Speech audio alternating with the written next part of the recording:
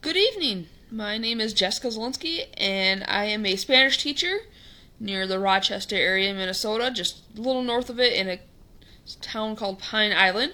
Tonight I'm going to talk about an up and coming travel experience I will have this summer. This June I'm going to be traveling to Cuba with a group. I am very excited for this opportunity. One being it's a Spanish speaking country, so I always enjoy going there. Ways I can come back with some authentic materials from that country.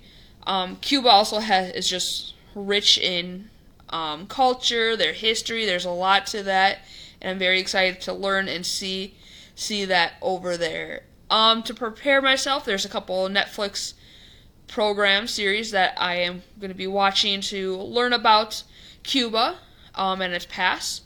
I'm also very excited to eat some yummy food, such as some fried plantains, yuca, some fresh fruits, and so forth. If you have any questions for me about this, want to talk about it, let me know. Ask me anything. Have a great evening.